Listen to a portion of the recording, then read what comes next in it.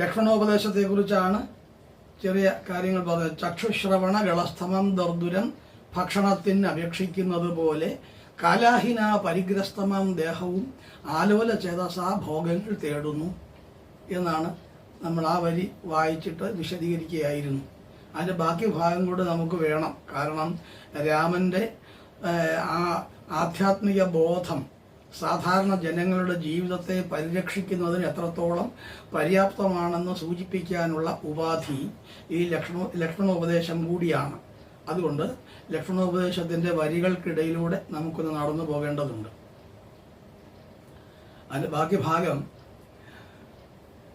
പുത്രമിത്രാർത്ഥകളത്ര, പുത്രൻ മിത്രം അർത്ഥം കളത്രം, കളത്ര ഭാര്യ, കളാത് ത്രായതീതി കളത്ര, പുരുഷനെ നർമ്മ സംഭാഷണങ്ങൾ കൊണ്ട് സന്തോഷിപ്പിക്കുന്നവൾ എന്നാണ് കളത്രം. കളാത് ത്രായതീതി കളത്ര. പുത്രമിത്രാർത്ഥകളത്രാദി സംഗമം എത്രയും അല്പകാലസ്ഥിതം ഓർക്ക നീ. പാന്ധർ പെരുവഴി അമ്പലം തന്നിലേ തന്തരായി കൂടി വിയോഗം വരും പോലെ. എന്താണത് പറയുന്നത്? പുത്രൻ, മിത്രം, അർത്ഥം, കളത്രം. ഈ പറയുന്ന കാര്യങ്ങളുമായിട്ടാണ് നമ്മുടെ ജീവിതം എപ്പോഴും ബന്ധപ്പെടുന്നത്. ലൗകിക ജീവിത വ്യവഹാരിയായ ഒരാൾ എല്ലായ്പ്പോഴും ഇത്തരം കുടുംബ ബന്ധങ്ങളാകുന്ന കെട്ടുകളിൽപ്പെട്ട് വട്ടം തിരിയുകയാണ്, നട്ടം തിരിയുകയാണ് സാധാരണ. അത് അല്പകാലത്തേക്കേ ഉള്ളൂ. ഒരാൾ വിവാഹം കഴിക്കുന്നു. ആ വിവാഹം കഴിക്കുന്നത് യൗവനപ്രായമെത്തി വിവാഹകാലമാകുമ്പോഴാണ്. അതുവരെ അയാൾക്ക് ആ സ്ത്രീ അറിഞ്ഞുകൂടാ, ഭാര്യ എന്നുള്ള നിലയിൽ അറിഞ്ഞുകൂടാ. ആ വിവാഹശേഷമാണ് ആ സ്ത്രീ അറിയുന്നതും പിന്നെ കുടുംബ ബന്ധമാകുന്നതും ആര്യയുടെ ബന്ധം സ്ഥാപിക്കുന്നതും അവരുടെ ബന്ധുക്കളുമായിട്ടുള്ള ബന്ധം സ്ഥാപിക്കുകയും ഒക്കെ ചെയ്യുന്നത്. അത് കഴിഞ്ഞാലോ കുറേ കാലം മക്കളുണ്ടായാലോ മക്കളുമായിട്ട് ഒത്തുകഴിഞ്ഞ് കുറേ കാലം മക്കൾ അവരുടെ കാര്യങ്ങൾക്ക് അന്വേഷിച്ച് പോകുന്നു. അച്ഛനും അമ്മയും മാത്രമാകുന്നു. കുറേ കാലം ആകുമ്പോൾ വയസ്സൊക്കെ ആകുമ്പോൾ സ്വാഭാവികമായിട്ട് സംഭവിക്കുന്ന കാര്യമാണെങ്കിൽ മരണത്തിലെത്തുന്നു. കുറേ കാലം കഴിഞ്ഞിട്ട് ആ ഭാര്യയും മരിക്കുന്നു. ഇത് അല്പകാലസ്ഥിതമാണ് ഈ കുടുംബ ബന്ധങ്ങളെല്ലാം. ഇതിന് പ്രാരബ്ധ കർമ്മങ്ങൾ എന്നാണ് പറയുക. പ്രാരബ്ധമാണ്, ആരബ്ധതയെ സൃഷ്ടിക്കുന്നതാണ്, പ്രാരബ്ധതയാണ്. അതായത് പരസ്പരമുള്ള ബന്ധങ്ങളും ബന്ധിപ്പിക്കലുകളും സംഭവിക്കുകയും ആ സംഭവിപ്പിക്കുന്നതിലൂടെ വീണ്ടും പലതരത്തിലുള്ള പ്രശ്നങ്ങളെ നേരിടേണ്ടി വരികയും അതിനെ അതിജീവിക്കുകയും ചിലതൊക്കെ അതിജീവിക്കാതിരിക്കുകയും നിരാശയും ദുഃഖവും ആവലാതിയും പരാഭവങ്ങളും പരിഭവങ്ങളും അസ്വസ്ഥതകളും അശാന്തികളുമായിട്ട് ഇങ്ങനെ കഴിഞ്ഞു പോവുകയും ചെയ്യുന്ന ജീവിതം. ഇങ്ങനെ ജീവിക്കുന്ന സമ്പ്രദായത്തിനാണ് പ്രാരബ്ധത എന്ന് പറയുന്നത്. പ്രാരബ്ധത എന്ന് പറയുന്നത്. അപ്പോൾ പാന്ധർ പെരുവഴി അമ്പലം തന്നിലെ താന്തരായി കൂടി വിയോഗം വരുന്നവല്ല. നമ്മളൊരു വാടക വീടെടുത്താൽ, ഒരു സത്രം എടുത്താൽ, ഒരു ലോഡ്ജ് എടുത്താൽ അത് സമയപരിധിയുണ്ട്. ഇത്ര സമയത്തിനകം നമ്മൾ അത് ഒഴിഞ്ഞു കൊടുക്കേണ്ടി വരുന്നുണ്ട്. ഈ ലോക ജീവിതം എന്ന് പറയുന്നത് ഒരു വാടക വീട്ടിലെ ജീവിതം പോലെയാണ്. ഒരാൾക്കും സ്ഥിരതയില്ല, ഒരു സ്ഥിരതയുമില്ല. വാടക വീട്ടിലെ ഒരു വനജോത്സനയുടെ കഥ ഒരു കവി പറഞ്ഞിട്ടുണ്ട്, ONV സാറ് പറഞ്ഞിട്ടുണ്ട്. ഒരു മുല്ല നട്ടു, കുറേ കാലം വസിച്ച വീടാണ്. അതിൻ്റെ മുറ്റത്തകയിൽ ഒരു മുല്ല നട്ടു. ഇറങ്ങി പോകുമ്പോൾ ആ മുല്ല പിഴുതുകൊണ്ട് പോകാനൊക്കെ അല്ലല്ലോ, ആ മുല്ലച്ചെടിയോട് സലാം പറയുകയാണ്. അപ്പോൾ ഉള്ളിൻ്റെ ഉള്ളിൽ നിന്നൊരു തേങ്ങൽ, ഇത്ര കാലം എൻ്റെ വിചാരങ്ങളും വികാരങ്ങളും തലോടലും ദർശനങ്ങളും ഒക്കെ ആയിട്ട് കഴിഞ്ഞ ആ മുല്ലയെ വിട്ടെനിക്ക് ഒഴിയേണ്ടി വരുന്നു. ഒന്നും ശാശ്വതമല്ല ഇവിടെ, ഈ പ്രപഞ്ചത്തിൽ ഒന്നും ശാശ്വതമല്ല. ശാശ്വതമാണെന്ന് തോന്നുന്നത് ഏതുപോലെ എന്ന് പറയുന്നുണ്ട്. അത് താഴെ വായിക്കുമ്പോൾ നമുക്കറിയാം. മിന്നൽ പോലെയാണ്, മേഘങ്ങൾ കൂട്ടിമുട്ടുമ്പോൾ ഉണ്ടാകുന്ന മിന്നൽ. മിന്നുന്നു, ശരിയാണ്, അല്പകാലസ്ഥിതമാണ്, അല്പനേരത്തേക്കേ ഉള്ളൂ. മുഹൂർത്തം ജ്വലിതം ശ്രേയോ നതു ധൂമായുധം ചിരം എന്ന് പറയും. അല്പനിമിഷത്തേക്ക് അത് മിന്നുന്നുള്ളെങ്കിലും പ്രപഞ്ചത്തെ മുഴുവൻ പ്രഭാപ്രസരത്തിൽ ആറാടിച്ചുകൊണ്ടാണ് ആ മിന്നൽ ഒടുങ്ങുന്നത്. ക്ഷണനേരമേ ഉള്ളൂ. ക്ഷണം എന്ന വാക്കുപോലും തന്നെ ഈ മിന്നലിനെ ആസ്പദമാക്കി ഉണ്ടായതാണ്. മിന്നുന്നു പൊലിയുന്നു, മിന്നുന്നു പൊലിയുന്നു, ഇത് സംഭവിക്കുകയാണ്.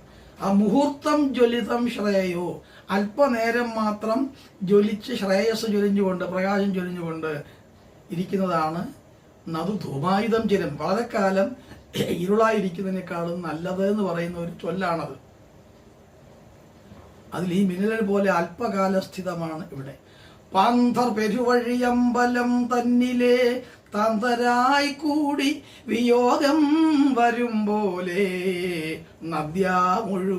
നദിയിലൂടെ ഒഴുകുന്ന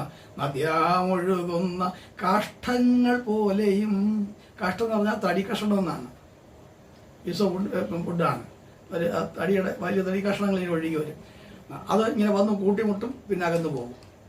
കാഷ്ടങ്ങൾ പോലെയും എത്രയും ചഞ്ചലം ആലയ സംഗമം. ആലയത്തിലെ, വീട്ടിലെ വാസം, ഗൃഹത്തിലെ വാസം, ഗൃഹാധിവാസം അല്പകാലമാണ് എന്ന് പറയുക. ലക്ഷ്മിയും അസ്ഥിരയല്ലോ മനുഷ്യർക്ക്, നിൽക്കുമോ യൗവനവും പുനരാധ്രുവം. ഏറെക്കാലം ബാല്യം, കൗമാരം, യൗവനം, വാർദ്ധക്യം, ഇങ്ങനെ കാലം ഇങ്ങനെ നമ്മളെ ഗ്രസിച്ചുകൊണ്ടിരിക്കുകയാണ്. അത് ഏറെക്കാലം നിൽക്കുകയില്ല. അതിങ്ങനെ വരും പോവും ഇങ്ങനെ സംഭവിച്ചുകൊണ്ടേയിരിക്കുന്നു. അതിന് ഒരു മാറ്റമില്ലാതെ തുടരുകയാണ് ആ കാര്യം.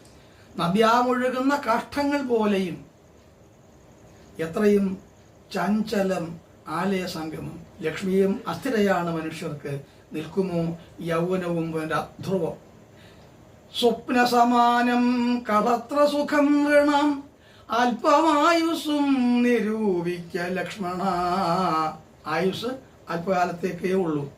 അതായത് കാലഹ ക്രീഡതി ഗച്ഛതി ആയു, ദിനമഭിരജനി സായം പ്രാതഃ, ശിശിര വസന്തൗ പുനരായാതൗ, കാലഹ ക്രീഡതി ഗച്ഛതി ആയു. ശങ്കരാചാര്യർ. ദിനമഭിരജനി സായം പ്രാതഃ, രാത്രിയും പകലും വൈകുന്നേരവും ഒക്കെയായിട്ട് ദിവസം ഇങ്ങനെ വന്നു പോയിക്കൊണ്ടിരിക്കുന്നു. ഇങ്ങനെ വരും. അതിനകത്ത് ഋതുക്കളും വരും. വസന്തം, ഗ്രീഷ്മം, ശരത്ത്, ഹേമന്തം, ശിശിരം, വർഷം എന്ന ഷഡ് ഋതുക്കൾ, 6 ഋതുക്കളുണ്ട്. ആ ഋതുക്കൾ ഇങ്ങനെ വന്നു പോയിക്കൊണ്ടേയിരിക്കും. ഒന്ന് പോവും, അടുത്തത് വരും, പിന്നെ പോവും, വീണ്ടും അതും ഇങ്ങനെ വന്നുകൊണ്ടിരിക്കും. കാലഹ ക്രീഡതി, കാലം അവിടെ വിനോദിക്കുകയാണ്. അതുകൊണ്ട് സംഭവിക്കുന്നു ഗച്ഛതി ആയുഹു, ആയുസ് പോയിക്കൊണ്ടിരിക്കുകയും ചെയ്യുന്നു. ആയുസ് സ്ഥിരമായി നിൽക്കുന്നില്ല. ഗച്ഛതി ആയുഹു, ഈ രീതിയിലാണ് അത് സംഭവിക്കുക. അപ്പോൾ അങ്ങനെ സ്വപ്നസമാനം കളത്ര സുഖം നൃടാം, കളത്ര സുഖവും മറ്റും അല്പകാലത്തേക്കേ ഉള്ളൂ എന്ന് പറയുകയാണ്. അത് വളരെ വിശാലമായി ലക്ഷ്മണോപദേശത്തിൽ ഏതാണ്ട് 25ഓളം തത്വങ്ങളാണ് പറയുന്നത്. 25 തത്വങ്ങളാണ് അതിൽ. 25-26 നമുക്ക് പറയാം. ആ ഭാഗം വായിച്ചു നോക്കിയാൽ അതെന്തൊക്കെയാണ് പ്രധാനമായിട്ടും വരുന്നത്. ഈ പറഞ്ഞ കാര്യങ്ങളോടൊപ്പം തന്നെ ചേർന്ന് വരുമ്പോൾ ശരീരസുഖങ്ങൾ മിന്നൽ പോലെയാണ് എന്ന് പറഞ്ഞു. ഒരിക്കലും അത് സ്ഥിരമായി നിൽക്കുന്നതായിട്ട് അനുഭവിക്കാൻ കഴിയില്ല. അതുപോലെ പിന്നെ ലോഹസ്ഥ അമ്പുബിന്ദുന സന്നിഭം എന്നൊരു വരി അതിനകത്തുണ്ട്. എന്തായിരുന്നു അത് വരി? അത് നോക്കിയിട്ട് പറയാനേ. ലോഹസ്ഥ അമ്പുബിന്ദുന സന്നിഭം മർത്തജം ക്ഷണഭംഗുരം ഓർക്കണം എന്ന് പറയുന്നൊരു വരി ഇതിനകത്തുണ്ടല്ലോ. ഒന്ന് നോക്കിക്കോട്ടെ അത് പുസ്തകത്തിലെ. പെട്ടെന്ന് അതൊക്കെ ആ വരി അങ്ങ് ഓർമ്മിക്കാതെ പോയി. ഓർത്ത് വെച്ചതായിരുന്നു അത്.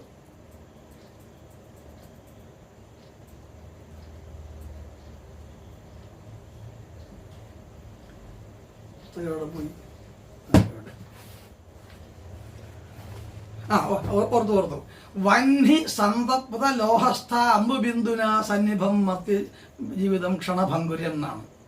വഹ്നി സന്തപ്ത ലോഹസ്ഥ അമ്പുബിന്ദുന സന്നിഭം. വഹ്നി എന്ന് പറഞ്ഞാൽ അഗ്നി. തീയിൽ ചുട്ടുപഴുത്തിരിക്കുന്ന ഇരുമ്പിൻ്റെ മേൽ ഒരു തുള്ളി വെള്ളം വീണാൽ എങ്ങനെയാണോ അത് അപ്രത്യക്ഷമാകുന്നത്, അതുപോലെ ജീവിത ക്ഷണഭംഗുരമാണ്. പെട്ടെന്ന് ഭംഗുരതയുള്ളതാണ്, പെട്ടെന്ന് നശിക്കുന്നതാണെന്നർത്ഥം. അതാണ് അത്രത്തോളം നശിക്കണം. നല്ല ഗംഭീരമായ ഒരു ഉപമയാണ്. വഹ്നി സന്തപ്ത ലോഹസ്ഥ അമ്പുബിന്ദുന സന്നിഭം. സന്നിഭം പറഞ്ഞാൽ അതുപോലെ ഭർത്തജീവിതം സംഭവിക്കുകയാണ്. അപ്പോൾ ആ ഒരു രീതിയിൽ മനുഷ്യജീവിതം മനുഷ്യജീവിതമല്ല, എല്ലാ ചരാചരങ്ങളായി ഈ പ്രകൃതിയിൽ എന്തെല്ലാം ഉണ്ടോ അതെല്ലാം മാറ്റങ്ങൾക്ക് വിധേയമാണ്. കാലത്തിൻ്റെ ഒരു ഹുങ്കൃതിയാണ്, ഒരു അഹങ്കാരമാണത്. കാലത്തിനെ ആർക്കും നിയന്ത്രിക്കാൻ കഴിയില്ല. കാലമോ പോവുകിൽ പോയി എന്നാണ്. കാലം ഇങ്ങനെ പോയിക്കൊണ്ടിരിക്കുകയാണ്. നമ്മൾ പറഞ്ഞല്ലോ കാലഹ ക്രീഡതി എന്ന് പറഞ്ഞു. അത് സംഭവിച്ചുകൊണ്ടിരിക്കുകയാണ്. അത് കഴിഞ്ഞ് ശരീരത്തിലോ ജരാനരകൾ ബാധിക്കുകയും ചെയ്യുന്നു. ഒരു മരണത്തിൽ സ്വാഭാവിക മരണത്തിൽ സമാപിക്കണം ജീവിതമെങ്കിൽ ശരീരത്തിന് ജരാനരകൾ ബാധിക്കണം. ശരീരത്തിൻ്റെ ഓരോ കോശങ്ങളും ഉണങ്ങി വരണ്ട് ഇളകിപ്പോകണം. കോശങ്ങൾ വീണ്ടും പുനർനിർമ്മിക്കാതിരിക്കുന്ന ഒരവസ്ഥ ഉണ്ടാവണം. ശരീരത്തിന് വണ്ണം വയ്ക്കുക എന്ന് പറഞ്ഞാൽ കോശങ്ങൾ വിഭജിച്ച് ഓരോ ന്യൂക്ലിയസും സൈറ്റോപ്ലാസം അടക്കം ഉണ്ടാവുകയാണല്ലോ. ന്യൂക്ലിയസ് അടക്കമാണെങ്കിൽ പ്രോട്ടോപ്ലാസം, പിന്നെ ഇൻക്ലൂഡിങ് ന്യൂക്ലിയസ് ആണെങ്കിൽ, അതായത് ന്യൂക്ലിയസ് ഉണ്ടെങ്കിൽ, ന്യൂക്ലിയസ് ഇല്ലെങ്കിൽ അത് സൈറ്റോപ്ലാസമാണ്. ആ രീതിയിൽ കോശങ്ങൾ വിഭജിക്കുകയും അത് വർദ്ധിക്കുകയും ചെയ്തതിനനുസരിച്ചാണ് ശരീരത്തിന് വണ്ണം വയ്ക്കുന്നത്. ചവനപ്രാശമൊക്കെ കഴിക്കുമ്പോൾ നമുക്ക് വണ്ണം വെക്കാൻ പറയുന്നത് അതാണ്. ആ കോശങ്ങൾ വീണ്ടും ഉണ്ടാകാതിരിക്കുക, ഒരു പുനർനിർമ്മാണം സാധിക്കാതിരിക്കുകയും ഉള്ളത് നശിച്ചു പോവുകയും ചെയ്യുമ്പോഴാണ് ചില ആളുകളുണ്ടല്ലോ, ചില യൗവനപ്രായകൾ നല്ല വണ്ണമായിരിക്കും, വാർദ്ധക്യമാകുമ്പോഴത്തേക്ക് മെലിഞ്ഞ് ഉണങ്ങി എഴുന്നേക്കാൻ വയ്യാതിരി വലിയ ഇവരെങ്ങനെ മെലിഞ്ഞു പോയി നമ്മൾ വിചാരിക്കും. കോശങ്ങൾ പിന്നെ ഉണ്ടാകാതിരിക്കുക ചെയ്യുന്നത്. അപ്പോൾ ഈ രീതിയിൽ വരുന്ന ഒരന്ത്യം ഉണ്ടായേ മതിയാവൂ ഏതൊന്നിന്. അത് ആദ്യം അത് പോഷണം, പിന്നെ ഉത്ഭവം, പോഷണം, നാശനം, ഈ സമ്പ്രദായത്തിലാണ് പോകുന്നത്. 3 തരത്തിലാണ് ഈ ദേഹനാശം സംഭവിക്കുന്നത്. ഉണ്ടാകുന്നു, വളരുന്നു, പിന്നെ അത് വിനാശത്തിലേക്ക് പോകുന്നു. ഈ അവസ്ഥ ഉണ്ടാവുകയാണ്. അപ്പോൾ അങ്ങനെ പഴുത്ത ഇരുമ്പ്, പഴുപ്പിച്ചു വച്ചിരിക്കുന്ന ഇരുമ്പിലെ ഒരു തുള്ളി വെള്ളം വീണാൽ എങ്ങനെയാണോ സ്ഥിതി, അതുപോലെ ആയുസ് ഇല്ലാതെയാവും, ശരീരം നശിച്ചു പോകുന്നു. ഈ അവസ്ഥയിലേക്ക് വരും. ശരീരത്തിന് മാറ്റങ്ങൾ ഉണ്ടായേ മതിയാവും. ഏത് രീതിയിലും ശരീരത്തിന് മാറ്റം ഉണ്ടാകാതെ നിവൃത്തിയില്ല. അങ്ങനെയുള്ള ശരീരമാണ് ലക്ഷ്മണ. ആ ശരീരത്തെക്കുറിച്ച് അർത്ഥബോധമോ മറ്റ് കാമിക സങ്കല്പങ്ങളോ ഉണ്ടാകേണ്ട കാര്യമില്ല. അത് ക്രോധമാണ് എല്ലാത്തിനും കുഴപ്പമായിട്ടുള്ളത്. ക്രോധം ത്യജിച്ചാൽ മാത്രമേ മനുഷ്യന് രക്ഷയുള്ളൂ. ക്രോധം കൊണ്ട് ഒരു കാര്യവും നേടാനില്ല. ക്രോധം എപ്പോൾ ആർക്ക് ശമിക്കുന്നുവോ, ക്രോധം ശമിക്കുന്നിടത്ത് ശമം എന്ന് പറയുന്ന ഭാവം ഉണ്ടാവും. ഈ ശമം ഉണ്ടായിക്കഴിഞ്ഞാൽ ജീവിതം സ്വസ്ഥമായി. ഈ ശമാവസ്ഥയ്ക്ക് വേണ്ടി പ്രാർത്ഥിക്കുകയും പ്രയത്നിക്കുകയുമാണ് വേണ്ടത്. ആ രീതിയിലുള്ള ഒരു ജീവിതം കെട്ടിപ്പടുക്കാൻ എല്ലാവർക്കും സാധിക്കേണ്ടതാണ് എന്നുള്ള ആഹ്വാനം കൂടി, നിർദ്ദേശവും ആഹ്വാനവും കൂടിയാണ് ലക്ഷ്മണനോടാണെങ്കിലും രാമൻ നടത്തുന്നത് നമ്മളോട് എല്ലാവരോടുമാണ്. എല്ലാ കാലത്തെയും എല്ലാ ലോകത്തെയും എല്ലാ മനുഷ്യരോടും രാമൻ നടത്തുന്ന ഒരു ചിരാഹ്വാനമാണ്. ചിരകാലത്തേക്കുള്ള, വളരെ കാലത്തേക്കുള്ള ആഹ്വാനമായിട്ടാണ് നമുക്കതിനെ കാണേണ്ടത്. അപ്പോൾ കാലസർപ്പത്തിൻ്റെ പിടിയിൽ ഒതുങ്ങിപ്പോകുന്നതാണ് നമ്മുടെ ജീവിതം. സുഖദുഃഖം ഏതെങ്കിലും ഒന്നുണ്ടോ? സുഖവും ദുഃഖവും ഇടകലർന്നതാണ് നമ്മുടെ കർമ്മങ്ങളെല്ലാം. ഏത് കർമ്മം എപ്പോൾ എവിടെ വെച്ച് ചെയ്താലും അതിൻ്റെ പരിണത ഫലം ഒന്നുകിൽ ഒരു സംതൃപ്തിയുള്ള സുഖാവസ്ഥയായിരിക്കും, അല്ലെങ്കിൽ ദുഃഖകരമായ ഒരു നൈരാശ്യമായിരിക്കും. ഇത് രണ്ടും സംഭവിക്കാതിരിക്കുന്നില്ല. ഇതിൻ്റെ അളവ് എത്രയാണ് നമുക്ക് തീരുമാനിക്കാൻ കഴിയില്ല. ഇത്ര കിലോ ദുഃഖം ഉണ്ടായി, അല്ലെങ്കിൽ ഇത്ര കിലോഗ്രാം പിന്നെ സുഖമുണ്ടായി എന്ന് നമുക്ക് പറയാൻ കഴിയില്ല. സുഖദുഃഖങ്ങളെ അളന്നു മാറ്റാൻ നമുക്ക് കഴിയില്ല ഒരിക്കലും. നമ്മൾ കർമ്മങ്ങളിൽ നമ്മൾ ലക്ഷ്യബോധം ഏത് തരത്തിലാണോ വരുന്നത്, ഏത് തരത്തിലുള്ള സാമൂഹികാവസ്ഥകൾക്ക് വേണ്ടിയാണോ പ്രയത്നിക്കുന്നത്, അതിൻ്റെ പരിപൂർണതയെ ആധാരമാക്കിയുള്ള ഫലങ്ങളാണ് സംഭവിക്കുക. അങ്ങനെ സംഭവിച്ചുകൊണ്ടിരിക്കുന്ന ഫലങ്ങൾക്കെല്ലാം സുഖവും ദുഃഖവും നിരാശയും ആവലാതിയും പരാഭവം, തോൽവിയും വിജയവും എന്നുള്ള നിലയിൽ ഉണ്ടായിക്കൊണ്ടിരിക്കുകയും ചെയ്യും. വിജയം ഉണ്ടാകുമ്പോൾ ഓർക്കണം, അപ്പോൾ ഒരു പരാജയം കൂടി കൂട്ടിരിപ്പുണ്ട്, അതും കൂടി അനുഭവിക്കാൻ നമ്മൾ തയ്യാറായിരിക്കണം എന്ന്. ഏത് നേട്ടങ്ങൾക്കും അപ്പുറത്ത് പിന്നെ ഒരു കോട്ടം ഇരിപ്പുണ്ട്, ഏത് കോട്ടങ്ങൾക്കും അപ്പുറം ഒരു നേട്ടവുമുണ്ട്. അതെപ്പോൾ അത് നിർവികാരമായ അവസ്ഥയിൽ തന്നെ നോക്കിക്കണ്ടെങ്കിലേ ദുഃഖമില്ലാതിരിക്കും. അല്ലെങ്കിൽ സുഖം വരുമ്പോൾ സന്തോഷിക്കുകയും ദുഃഖം വരുമ്പോൾ നമ്മൾ ദുഃഖിക്കുകയും ചെയ്തുകൊണ്ടേയിരിക്കും. ഒരു കാര്യം സത്യസന്ധമായ ഒരു കാര്യമുണ്ട്, നമ്മൾ അനുഭവിച്ച ദുഃഖങ്ങളെക്കുറിച്ച് ഓർക്കാൻ നമുക്ക് സുഖമാണ്, അല്ലേ? ഏത് ദുഃഖങ്ങൾ അനുഭവിച്ചു എന്നുള്ളത് പിന്നെ നമുക്ക് ഓർമ്മിക്കാൻ നമുക്ക് സുഖം. അന്ന് എന്തെല്ലാം ദുഃഖം ഞാൻ അനുഭവിച്ചു, ഇപ്പം അങ്ങനെയുള്ള കുഴപ്പമൊന്നുമില്ല എന്ന് പറയാറില്ലേ? അപ്പോൾ അനുഭവിച്ച ദുഃഖങ്ങളെക്കുറിച്ച് ഓർക്കാൻ നമുക്ക് നല്ല സുഖവും സന്തോഷവും ഒക്കെ ഉണ്ട്. പക്ഷെ അനുഭവിച്ച സുഖങ്ങളെക്കുറിച്ചോ, പണ്ട് എനിക്ക് എന്തെല്ലാം ഉണ്ടായിരുന്നു, ഇന്ന് എനിക്കൊന്നുമില്ല, കണ്ടോ ഇന്ന് ദാരിദ്ര്യമായി എന്ന് ദുഃഖിക്കുക ചെയ്യുന്നത്. അനുഭവിച്ച സുഖങ്ങളെക്കുറിച്ച് ഓർക്കാൻ നമുക്ക് ദുഃഖവും, അനുഭവിച്ച ദുഃഖങ്ങളെക്കുറിച്ച് ഓർക്കാൻ നമുക്ക് സുഖവും അല്ല സന്തോഷവും ഉണ്ടാകുന്നു. ഇത് ഈ പ്രപഞ്ചത്തിൻ്റെ ഒരു ഘടനയിൽ വരുന്ന ഏറ്റവും വലിയ വിസ്മയമാണിത്. അത്ഭുതകരമായ ചില അവസ്ഥകളാണിവ. ഈ രീതിയിലാണ് ഓരോ കാര്യങ്ങളും സംഭവിപ്പിക്കുകയും ചെയ്തു പോകുന്നത്. നാം വിചാരിക്കുന്ന പോലെ അന്യഥാ ചിന്തിതം കാര്യം ദൈവം അന്യത്ര ചിന്തയിൽ എന്ന് പറയും. നമ്മളൊന്ന് കരുതും, ദൈവം തമ്പുരാൻ വേറൊന്ന് വരുത്തും എന്ന് പറയാറില്ലേ? അത് എവിടുന്ന് വരുന്നു? ഇവിടെയാണ് വിധിയുടെ, ഇന്നലെ ഞാൻ പറഞ്ഞതുപോലെ വിധിയുടെ വൈപരീത്യമാണത്, വിധിയുടെ കളിയാണതല്ല. അതിൽ നിന്ന് മോചനം നേടാൻ ആർക്കും കഴിയില്ല. എന്ന് പറഞ്ഞാൽ ഓരോ ജീവിയെ സംബന്ധിച്ചുമുള്ള വിധി കൽപ്പനകൾ നേരത്തെ നിരൂപിതമാണ്, നേരത്തെ തീരുമാനിക്കപ്പെട്ടതാണ്, ഡിസൈഡഡ് ആണ്. ആ ഡിസിഷൻസ് ഉള്ളതാണ്. അത് നമ്മൾ അപ്പോൾ നേരിടുന്നു എന്ന് മാത്രമേ ഉള്ളൂ.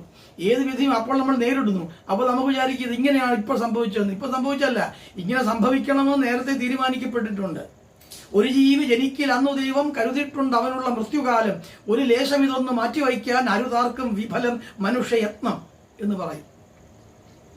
സാധ്യമല്ല നമുക്ക് നിയന്ത്രിക്കാൻ. നമുക്ക് നമ്മെ നിയന്ത്രിക്കാനോ മറ്റൊരാളെ നിയന്ത്രിക്കാനോ മുൻകൂട്ടി കാണാനോ അങ്ങനെ കഴിയുന്നതല്ല.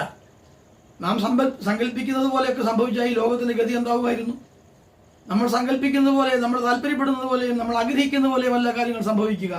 അതിങ്ങനെ ഏതെങ്കിലുമൊക്കെ രീതിയിൽ ഇങ്ങനെ സംഭവിക്കുകയോ വന്നു പോയിക്കൊണ്ടേയിരിക്കുന്നു. അതിനനുസരിച്ച് നമ്മൾ നീങ്ങുന്നു. കുതി കൊണ്ടിടുമോ മഹോദധിക്കെതിരായി ജാഹ്നവി തന്നെ ഒഴുക്കുകൾ. ഗംഗാനദി താഴെ ഒഴുകുകയാണ്. ആർക്ക് കഴിയും ശക്തമായി ഒഴുകി വരുന്ന ഈ നദിയെ മുകളിലോട്ട് ഒഴുക്കാൻ? സാധ്യമല്ല. ആ ജാഹ്നവി, ആ ഗംഗാനദിക്ക് അനുസരിച്ച് താഴേക്ക് ഒഴുകാനേ പറ്റൂ. അതിൻ്റെ ഒഴുക്കിനനുസരിച്ച് നീങ്ങാനേ പറ്റൂ. ജീവിതം എന്ന പ്രവാഹത്തിന് നിർദ്ദേശിക്കപ്പെട്ട ഒരു വിധിയുണ്ട്. ആ വിധിയുടെ കൽപ്പിതമായ ഒഴുക്കിനനുസരിച്ച് നമുക്ക് നീങ്ങാൻ മാത്രമേ കഴിയൂ. ഈ സഞ്ചാരപരതയാണ് ശരിക്കും ജീവിതം. അതിനകത്ത് ദുഃഖവും സുഖവും ആവലാതിയും എല്ലാം ഉണ്ടാവും. അതിനനുസരിച്ച് നീങ്ങാൻ കഴിയുക. ഇങ്ങനെയെല്ലാം സംഭവിക്കണമെന്നുണ്ടായിരുന്നു. ഇന്നകാലം വരയണം, ഇന്നതെല്ലാം ഭവിക്കണം എന്നാണ് നിയമം. അത് ജീവിതത്തിൻ്റെ അലംഘ്യമായ, ലംഘിക്കാൻ കഴിയാത്ത ഒരു നിയമമാണ്. ദുഃഖസുഖങ്ങൾ അതാണ്. ഒന്നിനെക്കുറിച്ചും വേവലാതിയുള്ളവരാകാതിരിക്കുക. ഒരു ബന്ധവും അകന്ന് വിയോഗത്തിലേക്ക് മാറുമ്പോൾ ദുഃഖിക്കാതിരിക്കുക. ബന്ധം വന്ന് നമ്മെ മുട്ടുമ്പോൾ അത് അമിതമായി സന്തോഷിക്കാതിരിക്കുക. ഇതൊക്കെയാണ് വേണ്ട. ദുഃഖം ഒഴിവാകാനുള്ള മാർഗങ്ങൾ അതൊക്കെയാണ്. ഈ അസംഗതയാണ്, ഈ നിസ്സംഗതയാണ് ജീവിതത്തിൻ്റെ അർത്ഥമായി സ്വീകരിക്കേണ്ടത്. അങ്ങനെയാൽ ദുഃഖം ഒഴിവാക്കാൻ പറ്റും. ഒരു പ്രപഞ്ച സത്യമാണ് ഇത്. ഈ സത്യത്തെ നിഷേധിക്കാനും നിരോധിക്കാനും ആർക്കും സാധ്യമല്ല, ഒരിക്കലും സാധ്യമാവുകയുമില്ല. അതുപോലെ ഐശ്വര്യമെല്ലാം നമുക്ക് വരുന്നത് ഒരു തിരമാല പോലെ വരികയാണ്. തിരമാല സമുദ്രത്തിൽ നിന്ന് വരികയാണ്. വലിയ സമുദ്രത്തിൽ നിന്ന് തീരത്തേക്ക് അടിച്ചു കയറുകയാണ് തിരമാല. ആ തിരമാല വന്നാൽ തിരിച്ചു പോയേ പറ്റൂ. തിരമാല തീരത്ത് തിരമാലയായിട്ട് നിൽക്കുന്നില്ല. ആ തിരക്കൈകൾ സമുദ്രത്തിൻ്റെ അന്തർഭാഗത്തേക്ക് വീണ്ടും പിന്മടങ്ങിയാലേ പറ്റൂ. ഈ പിന്മടങ്ങലാണ്, ഈ യാത്രയാണ്. സുഖത്തിനും സന്തോഷത്തിനും വേണ്ടിയുള്ള യാത്രയോടൊപ്പം തന്നെ നിരാശയും ആവലാതിയും കഴിയുന്ന ഒരു യാത്രയും കൂടി ഇതിൻ്റെ ബാക്കിയായിട്ടുണ്ട്. അല്ലയോ ലക്ഷ്മണ? അതുകൊണ്ടൊക്കെ നീ ക്രോധമരുത്. നീ ഇപ്പോൾ കോപിച്ചത് വെറുതെയാണ്, അത് പാടില്ല. അച്ഛനെ അച്ഛനായി കാണണം, അമ്മയെ അമ്മയായിട്ട് കാണണം. അവരുടെ തീരുമാനങ്ങൾ അവരുടെ ഇഷ്ടങ്ങളായിട്ട് കാണണം. ആ ഇഷ്ടങ്ങൾക്കെതിരെ നിൽക്കുകയല്ല. ആ ഇഷ്ടങ്ങൾ നമുക്ക് സ്വീകാര്യമാകാൻ പാകത്തിൽ നിന്നുകൊടുക്കുകയാണ് നമ്മുടെ ധർമ്മം. അതാണ് ശരിയായ പുത്രധർമ്മം അനുഷ്ഠിക്കണമെന്ന് വിചാരിക്കുന്ന ഒരാൾക്ക് വേണ്ടത്. അതുകൊണ്ട് മറിച്ചൊന്നും നീ ചിന്തിക്കരുത്, നീ ആവലാതിപ്പെടരുത് എന്ന് പറയുകയാണ്. എന്ന് പറഞ്ഞുകൊണ്ടാണ് ലക്ഷ്മണനെ സമാധാനിപ്പിക്കുന്നത്. ഇത് തൊട്ടടുത്ത് കൗസല്യാദേവിയും കേട്ടുകൊണ്ട് നിൽക്കുകയാണ്. ഈ കൗസല്യാദേവിയോട് പറഞ്ഞു, അമ്മേ, ഞാൻ ലക്ഷ്മണനോട് പറഞ്ഞ ഈ കാര്യങ്ങൾ അമ്മയും ശ്രമിക്കണം. അമ്മയുടെ മനസ്സിൽ നിന്ന് ഈ ദുഃഖങ്ങളെ ഒഴിവാക്കണം. ഈ ദുഃഖങ്ങൾ വെച്ചുകൊണ്ട് നമുക്ക് ജീവിക്കാൻ കഴിയില്ല. ജീവിതം എപ്പോഴും ഇതുപോലെയാണ്. നമ്മൾ പ്രതീക്ഷിക്കാത്ത അനുഭവങ്ങളുടെ ആകത്തുകയാണ് നമ്മുടെ ജീവിതം. അതിനകത്ത് നമ്മൾ വേവലാതിപ്പെട്ടിട്ടോ ഇത് ദുരന്തമാണല്ലോ എന്ന് കയറി സങ്കടപ്പെട്ടിട്ടോ കാര്യമില്ല. വരേണ്ടത് വരാതെ വയ്യ. അത് ആ രീതിയിൽ തന്നെ അനുഭവിക്കേണ്ടതുണ്ട്. അമ്മ അതുകൊണ്ട് സമാധാനിക്കണം എന്ന് പറഞ്ഞു. രാമനെ മാറോടണച്ച് മുകർന്നുകൊണ്ട്, മകനെ, നീ സധൈര്യം പോയി വരൂ, ഞാനിവിടെ കാത്തിരിക്കാം. 14 വർഷമല്ലേ, പോയി വരൂ. എല്ലാ ദേവന്മാരും നിന്നെ അനുഗ്രഹിക്കട്ടെ. എല്ലാ തരത്തിലുള്ള ഐശ്വര്യം നിനക്കുണ്ടാകട്ടെ. ഈ വനതല പ്രകൃതി നിനക്കൊരിക്കലും ഒരു ദുഃഖത്തിൻ്റെ അംശമാകാതിരിക്കട്ടെ. വനതലത്തിലെ ഓരോ കാഠിന്യമുള്ള അവസ്ഥകളും നിനക്ക് ഹിതകരവും സുഖകരവുമായി ഭവിക്കട്ടെ മകനെ എന്നെല്ലാം കൗസല്യ രാമനോട് ആശ്വാസവാക്കുകളായി സമാധാനത്തോടെ പറയുന്നു. അമ്മയുടെ ഒരു ഉപദേശം കിട്ടുകയാണ്. രാമൻ അതിൽ സന്തോഷമുണ്ടായി, സംതൃപ്തി ഉണ്ടായി, പോകാൻ തയ്യാറെടുക്കുകയാണ്. എന്നിട്ട് നേരെ ഇനി ഒരാളെ അവിടെ കാണണമല്ലോ, പ്രധാനിയായ ഒരാളെ കാണാനുണ്ട്. ആരാണ്? സ്വന്തം ധർമ്മധാരങ്ങളായ സീത. സീതയുടെ അടുത്തേക്ക് പോവുകയാണ്. അപ്പം ലക്ഷ്മണൻ പിന്നെ വരാൻ കൂട്ടാക്കുകയാണ്. പിന്നെ രാമനെ അനുഗമിക്കാൻ വിചാരിക്കുകയാണ്. അപ്പം അത് നിരുത്സാഹപ്പെടുത്തും. ലക്ഷ്മണ, നീ വരണ്ട എൻ്റെ കൂടെ. ഒരുപാട് നീ കൊച്ചു പയ്യനാണ്, അതുപോലല്ല, കാട്ടിൽ ഒരുപാട് കുഴപ്പങ്ങളുണ്ട്, നീ വരരുതെന്നൊക്കെ പറഞ്ഞിട്ടും ഒരു കാരണവശാലും ഞാൻ രാമനിൽ നിന്ന് അകന്നു നിൽക്കുകയില്ല എന്ന് പറഞ്ഞു. അതുകൊണ്ടാണ് പിൽക്കാലത്ത് രാമൻ പറയുന്നുണ്ട്, എൻ്റെ ബഹിഷ്ഠര പ്രാണനാണ് ലക്ഷ്മണൻ എന്ന് പറയുന്നുണ്ട് രാമൻ. പിന്നെ കുറെ കഴിഞ്ഞപ്പോഴേ ബഹിഷ്ഠര പ്രാണൻ എന്നാണ് പറയുന്നത്. എൻ്റെ പ്രാണന്റെ മറ്റൊരു ഭാവമാണ് ലക്ഷ്മണൻ എന്ന് പറയുക. അത്രത്തോളം ബഹിഷ്ഠര പ്രാണൻ എന്ന് പറയുന്നത് അപ്പുറം ഒരാളെ പറയാനില്ല.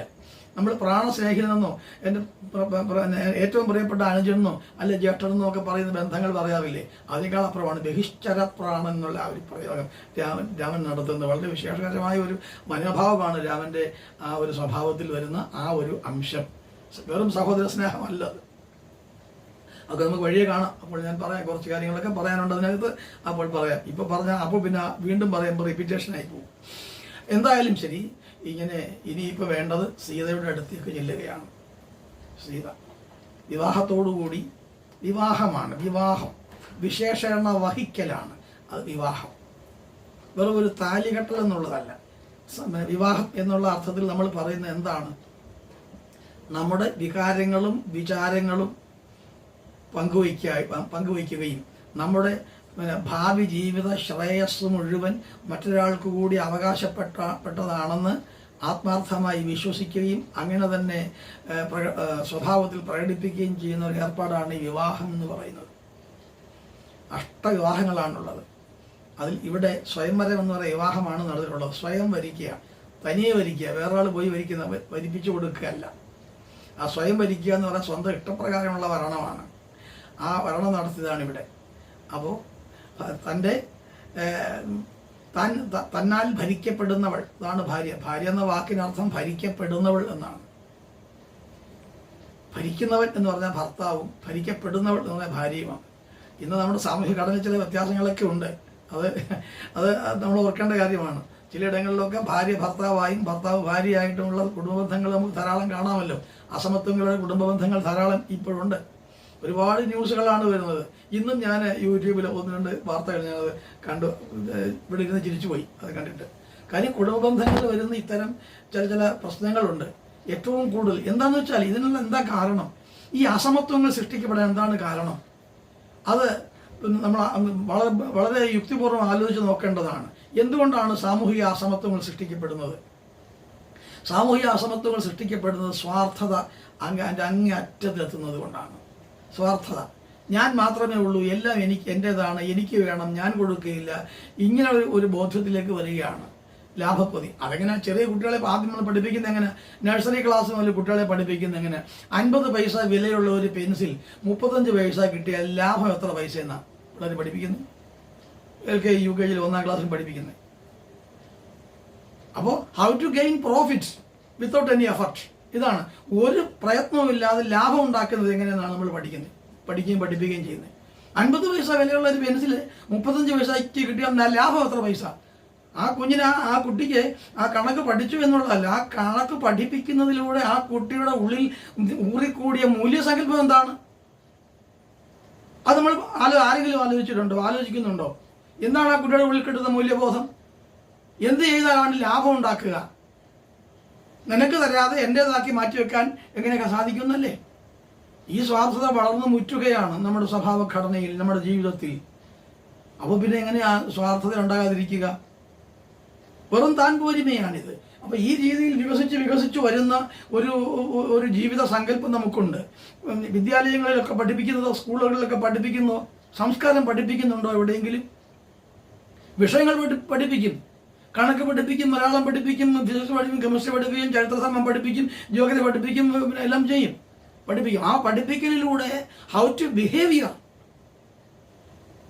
ആ ബിഹേവിയറൽ ചേഞ്ച് എങ്ങനെയാണ് കൾച്ചറായിട്ട് മാറുന്നത്, സംസ്കാരമായിട്ട് മാറുന്നത് എന്ന് പഠിപ്പിക്കുന്നുണ്ടോ? പെരുമാറ്റം എങ്ങനെയായിരിക്കണമെന്ന് നിർദ്ദേശിക്കപ്പെടുന്നുണ്ടോ? ഇപ്പോൾ ഗുരുവാദങ്ങൾ കഴിയുന്നതിനെ ചൊല്ലി നമ്മൾ വിവാദങ്ങളിൽ ഏർപ്പെട്ടിരിക്കുന്ന ഒരു സമൂഹമാണ് നമുക്കുള്ളത്. അവിടെ ഗുരുവെന്ന സങ്കല്പത്തിന്റെ അടിസ്ഥാന അംശവും നമ്മുടെ സാംസ്കാരിക ഗരിമയിൽ എങ്ങനെയാണ് ഗുരു എന്ന സങ്കല്പം നിലനിൽക്കുന്നതെന്നും പഠിക്കാതെയും അറിയാതെയും പിന്നെ ഉന്നത സ്ഥാനത്തിരിക്കുന്നവർക്ക് തോന്നുന്ന മൗഢ്യമാണിത്. ഗുരു എന്താണെന്നറിയാതെ വിജ്ഞാനത്തിന്റെ തൂവെളിച്ചം ജീവിതത്തിൽ പ്രസരിപ്പിക്കപ്പെടുന്നില്ലെങ്കിൽ സംതൃപ്തിയുള്ള ഒരു ജീവിതം എങ്ങനെ കെട്ടിപ്പടുക്കാൻ കഴിയും? സദാചാര നിരതമായ ഒരു ജീവിതത്തിന്റെ മുതലാളിയാകാൻ ഒരാൾക്ക് എങ്ങനെ കഴിയും? ശ്രദ്ധിക്കേണ്ട കാര്യമല്ലേ? ഇതുണ്ടാവുന്നില്ല. ഈ സാമൂഹിക പരികല്പനങ്ങൾ ഈ രീതിയിൽ മൂല്യ നിരാസം വന്ന ഒന്നായിട്ട് വരുമ്പോൾ മൂല്യങ്ങളൊന്നും ഇല്ലാത്ത രീതിയിൽ വരുന്നു എന്നുള്ളത് സങ്കടകരമാണ്. വളരെ ചെറിയ പ്രായത്തിലെ കുട്ടികളുടെ ഉള്ളിലേക്ക് ഈ സാംസ്കാരിക അവസ്ഥകളുടെ ഈ മൂല്യപരമായ അംശങ്ങളുടെ ചെറിയ അംശങ്ങൾ കൊച്ചു പ്രവൃത്തികളിലൂടെയും പെരുമാറ്റങ്ങളിലൂടെയും ഉണ്ടാക്കിയെടുത്ത് വികസിപ്പിക്കാൻ രക്ഷാകർത്താക്കൾക്കും അധ്യാപകർക്കും ഒരുപോലെ കഴിയേണ്ടതാണ്. കഴിഞ്ഞാൽ അത് സാധ്യമാവുകയുള്ളൂ. എന്തായാലും പോട്ടെ, നമ്മൾ പറഞ്ഞു വന്ന കാര്യത്തിലേക്ക് ഇറങ്ങി വരാം. സീതയുടെ അടുത്തേക്ക് രാമൻ ഇങ്ങനെ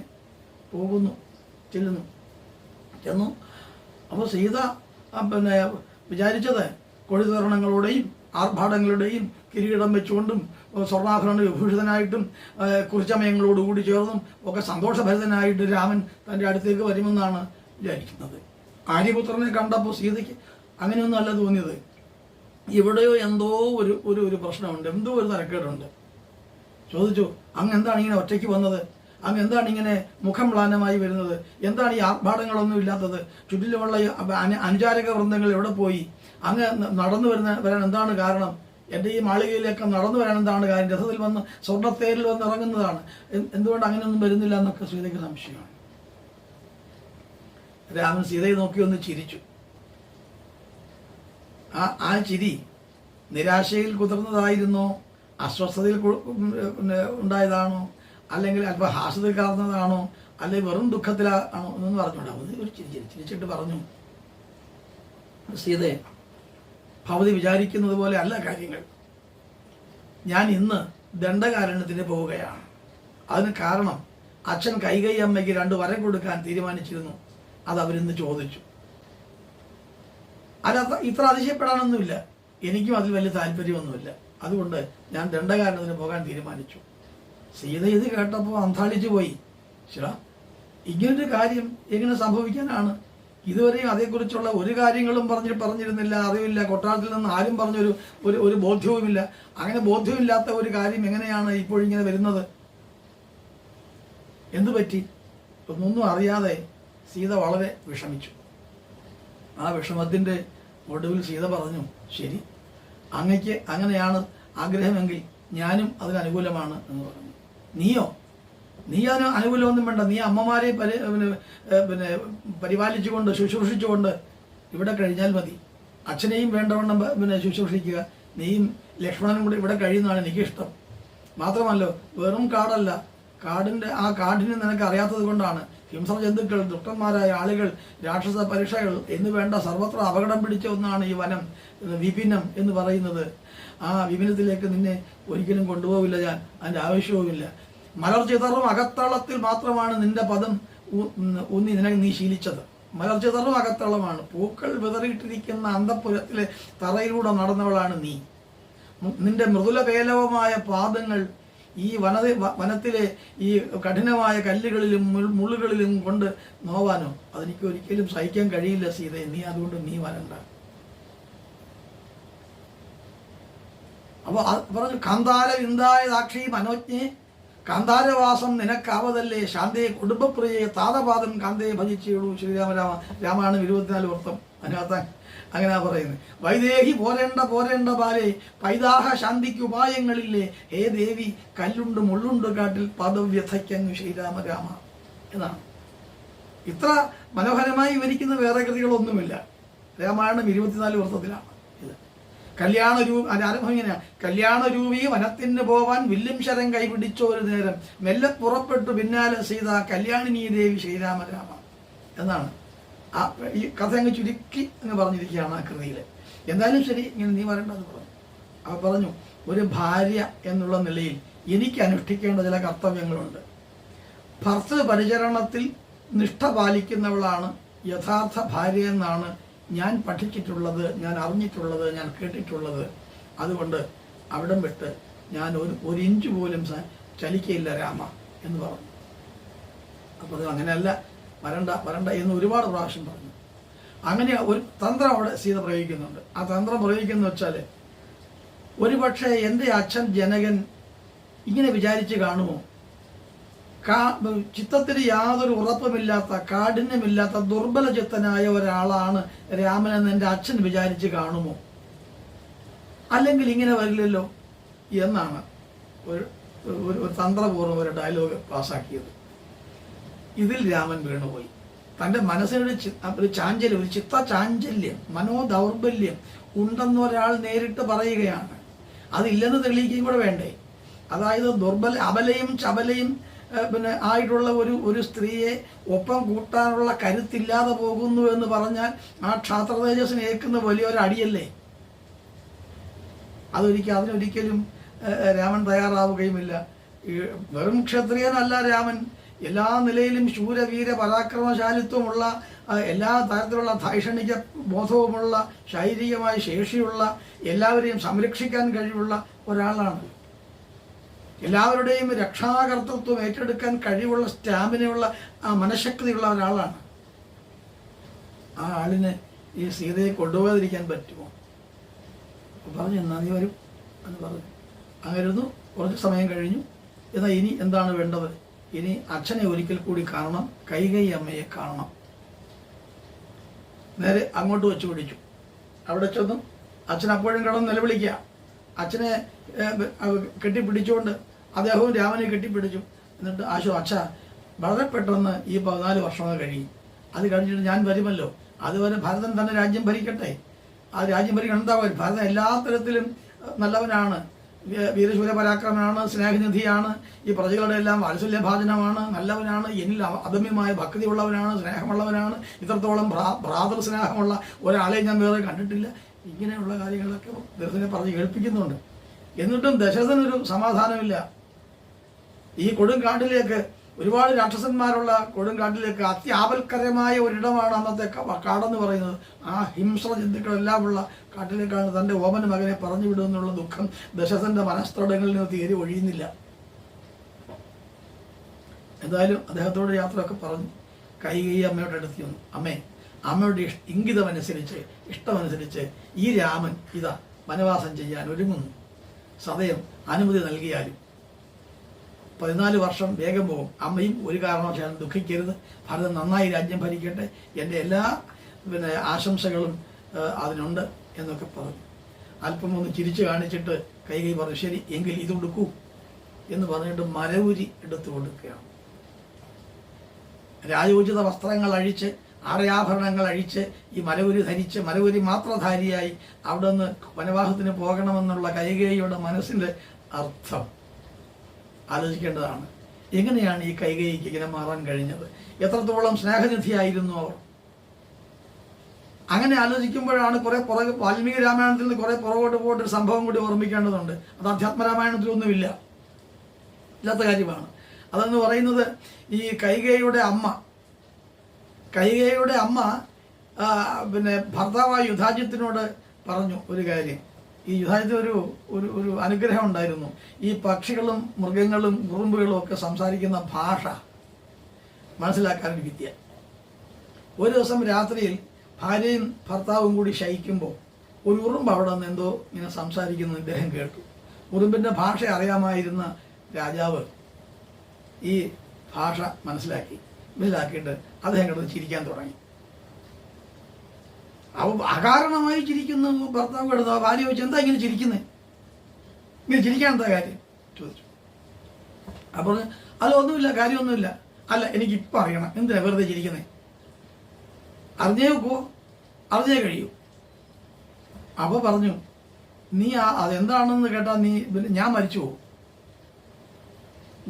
അതുകൊണ്ട് ഞാൻ പറയുന്നില്ല. ഞാൻ മരിക്കാൻ എനിക്ക് ഇഷ്ടമല്ലല്ലോ. അപ്പോൾ അവരെടുത്ത വായിൽ പറഞ്ഞത്, അത് മരിച്ചാലും എന്തായാലും പ്രശ്നമൊന്നുമില്ല, എനിക്ക് കാര്യം അറിയണം. അപ്പോൾ ഭർത്താവ് മരിച്ചാലും എനിക്ക് പ്രശ്നമില്ല, നിങ്ങൾ ഉദ്ദേശിച്ച കാര്യം എന്താ അത് പറ. അപ്പോൾ ഈ ഭാര്യയ്ക്ക് ഭർത്താവോട് എന്ത് സ്നേഹമാവുള്ളേ? എന്തായാലും ആ ഉറുമ്പ് പറഞ്ഞു, ഒരു കാരണവശാലും പറയരുത്, പറഞ്ഞാൽ മരിക്കും. അപ്പം നിനക്ക് വിശ്വസിക്കാൻ കൊള്ളാത്തതാണ് നിന്റെ ഭാര്യ, നിനക്ക് മനസ്സിലായല്ലോ, അതുകൊണ്ട് നീ പറയരുതെന്ന് പറഞ്ഞു. അത് ഞാൻ പറഞ്ഞില്ല. അങ്ങനത്തെ ഭാര്യയുടെ മകളാണ് ഈ കൈകേയി. അവർക്ക് പിന്നെ എങ്ങനെ ഈ മനുഷ്യൻ തന്നെ ഉണ്ടാവും? എന്ന് മാത്രമോ, സംസർഗതോ ഗുണാദോഷ ഭവന്തി എന്നാണ് ശാസ്ത്രം. സംസർഗം കൊണ്ട് ഗുണവും ദോഷവും ഭവിക്കുന്നു. ആരോട് പാപിയോട് ശിവൻ ചേർന്നിട്ട് ശിവനും പാപിയായി വരുമെന്ന് കേട്ടിട്ടില്ലേ ഒരു ചൊല്ല്? അതുപോലെയാണ് നമ്മൾ ആരോട് സഹകരിക്കുന്നു അയാളുടെ സ്വഭാവത്തിൻ്റെ അംശങ്ങൾ നമ്മുടെ സ്വഭാവത്തിലേക്കും കടന്നു കയറും. ഏറിയോ കുറഞ്ഞോ അല്പമാത്രമായിട്ടെങ്കിലും വരും, ഉറപ്പാണ്. എത്ര നല്ലവനായാലും ശരി, പാപിയോടാണ് എപ്പോഴും പെരുമാറുന്നതെങ്കിൽ ആ പാപത്തിൻ്റെ ചെറിയൊരംശം ഇങ്ങോട്ട് വരും. അതുപോലെ പാപിക്കും ഈ ഗുണമാർഗങ്ങൾ സ്വീകരിച്ചുള്ള സൽസ്വഭാവിയായ ഒരാളോടാണ് ഈ പാപിയായ ആൾ സഹകരിക്കുന്നതെങ്കിൽ തീർച്ചയായും ഇയാളുടെ സ്വഭാവത്തിന് ചെറിയൊരംശം അയാളുടെ സ്വഭാവത്തിനും പോകാതിരിക്കില്ല, നിശ്ചയമായിട്ടും പോകും. അപ്പം ചുരുക്കത്തിൽ സംസർഗം കൊണ്ടാണ് ഈ ഗുണദോഷം ഭവിക്കുക. എത്ര നല്ലവനായാലും എത്ര നേട്ടങ്ങളുള്ളവനായാലും. അതാണ് ഇവിടെ സംഭവിച്ചത്. മന്ത്ര എന്ന കൂനി സത്യം, ധർമ്മം, അഹിംസ, സദാചാരം, സദ്വിചാരം എന്നൊന്നുമില്ലാത്ത ഒരു സ്ത്രീയാണ് ഈ മന്ഥര. ആ മന്ഥരയോട് ചേർന്ന് കഴിഞ്ഞവളാണ്. ചേടികളായിട്ടാണെങ്കിലും സുഹൃത്തായിട്ടാണ് ഈ മന്ഥരയെ കൈകൈ കണക്കാക്കിയത്. അപ്പോൾ മന്ഥരയുടെ ജീവിതവൃത്തികൾ മുഴുവനും ഈ കൂനുള്ളത് തന്നെയാണ്. ഈ കൂനെന്ന് പറഞ്ഞ ഒരു വളവാണല്ലോ, ജീവിതത്തിൻ്റെ വളവ് തന്നെയാണ് അത്. എല്ലാത്തിനും വക്രത ഉണ്ടാവുക, എല്ലാ വിചാരങ്ങൾക്കും വക്രത ഉണ്ടാവുക, സതുദ്ദേശങ്ങൾ തീരെ ഇല്ലാതിരിക്കുക, സദ്വിചാരങ്ങൾ ഒന്നുമില്ലാതിരിക്കുക, സ്വന്തം താല്പര്യങ്ങൾ മാത്രം സംരക്ഷിക്കുന്നതിന് എന്ത് പാപകർമ്മങ്ങളും ചെയ്യുക. നമ്മൾ എത്രയോ ആളുകൾ ഇപ്പോഴും അത് കാണുന്നുണ്ട് അല്ലേ? നമ്മുടെ സാമൂഹിക ജീവിതത്തിൽ സ്വന്തം താല്പര്യങ്ങൾ സംരക്ഷിക്കുന്നതിന് എന്ത് ദുഷ്ടകർമ്മങ്ങളും ചെയ്യുന്ന എത്രയോ ആളുകളെ നമുക്കറിയാം. ഇതൊന്നും മാറ്റിയെടുക്കാവുന്ന കാര്യമല്ല. മനുഷ്യനുണ്ടായ കാലം അല്ലെങ്കിൽ സംസ്കാരമുള്ള മനുഷ്യ സമുദായം നമ്മൾ പറയുമ്പോൾ തന്നെ ആ സംസ്കാരമുള്ള സമുദായത്തിൻ്റെ ഒരു ഭാഗം ഈ സംസ്കാരം ഇല്ലാത്തത് തന്നെയാണ്. സദ്വിചാരങ്ങൾക്ക് നിലനിൽക്കണമെങ്കിൽ ദുഷ്ടവിചാരം കൂടി ഉണ്ടെങ്കിലേ പറ്റൂ. അത് വികസിച്ചു വരുന്നു എന്നുള്ളതാണ് നമ്മുടെ സങ്കടം. സദ്വിചാരങ്ങളുടെ ക്വാണ്ടിറ്റി അളവ് കുറഞ്ഞു വരികയും പിന്നെ ദുർവിചാരങ്ങളുടെ അല്ലെങ്കിൽ ദുഷ്പ്രവണതകളുടെ അംശങ്ങൾ കൂടി വരികയും ചെയ്യുന്നു എന്നുള്ളതാണ് ഇന്ന് നമ്മളിന്ന് അലട്ടിക്കൊണ്ടിരിക്കുന്ന ഏറ്റവും വലിയ പ്രശ്നം. ഒരു വീട്ടിൽ 5-6 മക്കളുണ്ട്. ഇന്ന് ന്യൂക്ലിയർ ഫാമിലി ആണെങ്കിലും പണ്ടത്തെ കാര്യം പറയാം, ഒരു 5-6 മക്കളുണ്ടെങ്കിലും ഈ 6 പേർക്കും 6 സ്വഭാവമായിരിക്കും. അതിനെ വരുന്നുള്ളൂ. എന്തുകൊണ്ട് സംസ്കാരം കൊണ്ട് സുഭദ്രമായ ഒരു ജീവിതക്രമം നമുക്ക് ഉണ്ടാകാതെ പോകുന്നു? ഇവിടെ തത്വങ്ങളില്ലാഞ്ഞിട്ടാണോ? തത്വോപദേശങ്ങൾ കിട്ടാഞ്ഞിട്ടാണോ? സാരോപദേശങ്ങൾ ഇല്ലാഞ്ഞിട്ടാണോ? നന്മയെക്കുറിച്ച് പ്രതിപാദിക്കുന്ന ശാസ്ത്രങ്ങളില്ലാഞ്ഞിട്ടാണോ? അത് പഠിക്കാഞ്ഞിട്ടാണോ? എന്നിട്ട് ഇവിടെ എന്തുകൊണ്ട് ഇത് വളരുന്നു? കാലത്തിൻ്റെ ഒരു സവിശേഷതയാണിത്. നന്മയുടെയും തിന്മയുടെയുമായ 2 വശങ്ങൾ എപ്പോഴും നമ്മുടെ ജീവിതത്തെ ഇങ്ങനെ ഭരിച്ചുകൊണ്ടേയിരിക്കുന്നു. അതാണ് ഇവിടെ കൈകൈയിലും സംഭവിച്ചുകൊണ്ടിരിക്കുന്നത്.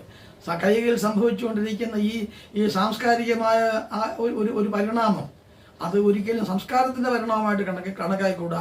ദുരാചാര നിരതമായ ഒരു ദുഷ്ടതയുടെ അംശമായിട്ടാണ് നമ്മളത് കാണുന്നത്. ആ നിലയിലാണ് അതിനെ മനസ്സിലാക്കേണ്ടത്. അങ്ങനെയുള്ള കൈകേയി മലവുരി കൊടുക്കുകയാണ് അണിഞ്ഞോളാൻ. അപ്പോൾ വസിഷ്ഠാചാര്യർ അവിടെ നിന്നുകൊണ്ട് പറഞ്ഞു പാടില്ല, സുമന്ത്രരും അവിടെ നിന്നുകൊണ്ട് പറഞ്ഞു പാടില്ല എന്ന് പറഞ്ഞു. ഈ വസിഷ്ഠൻ എന്ന് പറയുന്ന ഒരാളല്ല, ഒരുപാട് വസിഷ്ഠന്മാരുണ്ട്. സൂര്യവംശത്തിൻ്റെ ആരംഭം മുതലേ, അതായത് മനുവിൻ്റെ കാലം, മനുവാണ് ആദ്യത്തെ രാജാവ്, സൂര്യവംശ ആദ്യ രാജാവ് മനുവാണ്. മനുവിൻ്റെ കാലം മുതലേ വസിഷ്ഠാചാര്യരുണ്ട്. എത്രയോ തലമുറകൾ കഴിഞ്ഞ് വസിഷ്ഠാചാര്യന്മാരുടെ പരമ്പരയുണ്ട്. അല്ലാതെ നമുക്ക് ഒറ്റ ഒരു വസിഷ്ഠാചാര്യൻ എന്നുള്ളതല്ല അത്. അപ്പോൾ അങ്ങനെ ശങ്കരാചാര്യന്മാരെന്ന് പറയാറില്ലേ? ശങ്കരാചാര്യന്മാർ ഒരുപാട് പേരുണ്ട്. 24 വേദവ്യാസന്മാരുണ്ടായിരുന്നു. അപ്പോൾ അങ്ങനെ ഇത് ഒരു പരമ്പരയാണ്. ഈ പരമ്പരയായിട്ട് വരുന്ന ഓരോ തലമുറകളിലും ഓരോ ആളുകൾ ഉണ്ട്. അതുപോലെ ദേവേന്ദ്രൻ ഒറ്റ ദേവേന്ദ്രനല്ല, ഒരുപാട് ദേവേന്ദ്രന്മാർ. ഓരോ യുഗത്തിലും ഓരോ ദേവേന്ദ്രന്മാരുണ്ട്. ഒരു ദേവേന്ദ്രൻ മാത്രമല്ല ഉള്ളത്. അതൊരു ഔദ്യോഗിക പദവിയാണ്. തഹസിൽദാർ എന്ന് പറയുന്ന പോലെ, അല്ലെ ഒരു പ്രിൻസിപ്പൽ എന്ന് പറയുന്നത് പോലെ, അല്ലെ ഒരു ഓഫീസർ എന്ന് പറയുന്ന പോലെ ഒരു പദവിയാണ്. അതിങ്ങനെ തുടർന്ന് വരും. ഒന്നാമത്തെ ജനറേഷൻ ഒരാൾ, പിന്നെ ഒരാൾ, എല്ലാവർക്കും ആ ലേബൽ ഒന്നാണ്, വസിഷ്ഠാചാര്യർ എന്നാണ്. വസിഷ്ഠൻ എന്നുള്ള വാക്ക് തന്നെ വസുവിൽ സ്ഥിതി ചെയ്യുന്നവനാണ്. വസു എന്ന് പറഞ്ഞാൽ ഐശ്വര്യം എന്നാണ്. ഐശ്വര്യം എന്നാണ്. ഐശ്വര്യത്തിൽ സ്ഥിതി ചെയ്യുന്നവനാണ്. ഒരിക്കലും അതിന് മറ്റൊരു ഐശ്വര്യമില്ലാത്ത, ഒരു അനൈശ്വര്യമായ ഒരവസ്ഥയില്ലാത്തവൻ, അതാണ് വസിഷ്ഠൻ. ആ ഐശ്വര്യം നിലനിർത്താൻ കഴിയുന്നത് എന്തുകൊണ്ടാണ്? എല്ലാ നിലയിലും എല്ലാ വിദ്യകളിലും അദ്ദേഹം പാരംഗതനായതുകൊണ്ടാണ്. എല്ലാ വിദ്യയിലും എല്ലാ തന്ത്രങ്ങളിലും എല്ലാ നിലയിലും നല്ലവനായതുകൊണ്ടാണ്. ഒരു ഉപദേശം കൊടുക്കാൻ അർഹതയുള്ള ആൾ ആരാണ്? വെറുതെ ഒരാൾക്ക് ഉപദേശം കൊടുക്കാൻ പറ്റുമോ? സദ്വിചാര നിരതമായ ജീവിതം നയിക്കുന്ന ഒരാൾക്കാണ് നല്ല ഉപദേശം കൊടുക്കാൻ കഴിയുക. ആ നല്ല ഉപദേശം സമൂഹത്തെ ബലിഷ്ഠമായി നിലനിർത്താൻ കഴിയുന്നതാണ്. അതുകൊണ്ടാണ് അത് നല്ല ഉപദേശമെന്ന് നമ്മൾ വിളിക്കുന്നത്. സമൂഹത്തെ ഏതെങ്കിലും തരത്തിലുള്ള മോശം ഉണ്ടാക്കുന്നതാണെങ്കിൽ അത് നല്ല ഉപദേശമല്ലല്ലോ. നമ്മളത് പറയാറില്ലേ, അവൻ ഉപദേശിച്ച് മാറ്റവനെ ഒരു വഴിയാക്കി എന്ന് പറയും. അപ്പോൾ നല്ല ഉപദേശമല്ല എന്നല്ലേ എൻ്റെ അർത്ഥം. അപ്പോൾ നല്ല ഉപദേശം കൊടുക്കാൻ കഴിയുന്ന വസിഷ്ഠൻ, ആ വസിഷ്ഠൻ വസിഷ്ഠ ബ്രഹ്മർഷി നിന്നുകൊണ്ട് ആ ബ്രഹ്മാത്മകത്വത്തെ സ്വന്തമാക്കിയവനാണ്, ബ്രഹ്മനിഷ്ഠനാണ്. ബ്രഹ്മം എന്താണ്? ബ്രഹ്മസൂത്രത്തിൽ അഥാതോ ബ്രഹ്മ ജിജ്ഞാസ എന്ന് പറയും. ബ്രഹ്മത്തെ സ്വായത്തമാക്കാൻ ആ ബ്രഹ്മത്തിന് ഭേദഭാവനയില്ലാത്ത ഐശ്വരഭാവമാണ്. അതുകൊണ്ടാണ് പരബ്രഹ്മം ഈശ്വരൻ എന്ന് വിളിക്കേണ്ട കാര്യം അതാണ്. ആ ബ്രഹ്മസ്വരൂപത്തെ സ്വന്തമാക്കിയിരിക്കുന്ന ആളാണ്, ബ്രഹ്മന്റെ പുത്രനുമാണ് അദ്ദേഹം. അപ്പൊ ആ വസിഷ്ഠനോട് ഒന്നും പാടില്ല എന്ന് പറഞ്ഞു. കാരണം എന്താണ് പാടില്ലാത്തത്? സൂര്യവംശത്തിന്റെ ഇളമുറക്കാരനായ ഒരു രാജകുമാരനാണ്. സൂര്യവംശത്തിൽ ഒരിക്കലും ഇത് പതിവില്ലാത്തതാണ്. അധികാരത്തിന്റെ അംശവടിയും ആ അധികാരത്തിന്റെ ഏകഛത്രാധിപത്യവും വെൺകൊറ്റക്കുട, ഏകഛത്രാധിപത്യം. ഛത്രം പറഞ്ഞാൽ കുട എന്നാണ്. ഒരേ ഒരു അധികാരി എന്നുള്ളതിൻ്റെ സിമ്പൽ, അതാണ് ഏകഛത്രാധിപതി എന്ന് പറയുന്നത്. അപ്പോൾ ഈ ഛത്രാധിപത്യം ഉള്ള ഒരേ ഒരാളാണ് രാമൻ ഈ തലമുറയിൽ. ഇനി ഒന്നുണ്ടായി വരണം. രാമനിന് സന്താനം ഉണ്ടായി വന്നാലേ ഈ ഏകഛത്രാധിപത്യം ഒരാൾക്ക് ഏൽപ്പിക്കാൻ കഴിയും. അപ്പോൾ അങ്ങനെയുള്ള ഒരു ചക്രവർത്തിയാണ്, വെറുതെ ഉള്ള ഒരാളുമല്ല. ഈ ചക്രവർത്തി എന്ന് പറയുന്നത് സാധാരണ രാജാവിൽ നിന്ന് വ്യത്യാസമാണ്. ചക്രവർത്തിയും രാജാവിൻ്റെ ആണ് കണ്ട. രാജാവ് എന്ന് പറയുന്ന രാജ്യം ഭരിക്കുന്ന ആളെന്നേ ഉള്ളൂ. ചക്രവർത്തി എന്നാണ്. ഒരുപാട് സാമന്ത രാജാക്കന്മാരെ തൻ്റെ അധികാരത്തിൻ്റെ കീഴിൽ നിർത്തി ജനാധിപത്യപൂർണമായ ഒരു ഭരണക്രമം പ്രജാക്ഷേമൈക നിരതമായി നടത്താൻ കഴിയുന്ന രാജാക്കന്മാരുടെയും രാജാവ് ആണ് ചക്രവർത്തി എന്ന് പറയുന്നത്. അല്ല ചുമ്മാ ഒരു രാജാവിൻ്റെ പര്യായമായിട്ട് ചക്രവർത്തി എന്ന് പറയില്ല. ചക്രം എന്ന് പറയുമ്പോൾ തന്നെ ചുറ്റിലുമുള്ളതാണ്, ചുറ്റുന്നതാണ് ചക്രം. ഈ ചുറ്റുന്ന എന്താ?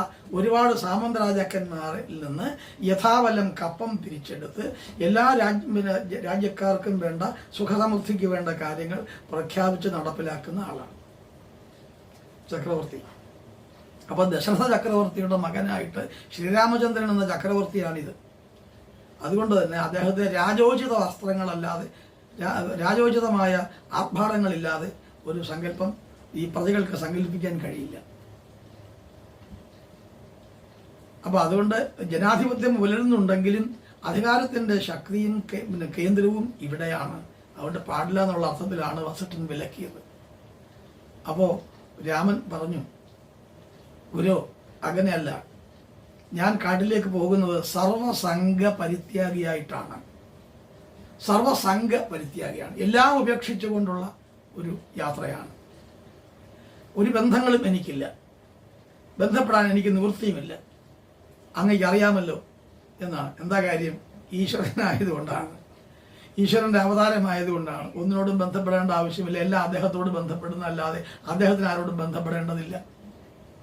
ഈശ്വരത്വം അങ്ങനെയാണ്. അപ്പോൾ പരസ്പര ആശ്രിതമായ ഒരു ബന്ധമല്ലത് ഈശ്വരനും മറ്റാളുകളും പ്രജകളും തമ്മിലുള്ളത്. മനുഷ്യനായിരുന്നു കൊണ്ട് തന്നെ മനുഷ്യാതീതത്തെ അഭിമുഖീകരിക്കുന്നു എന്നുള്ള സങ്കല്പം.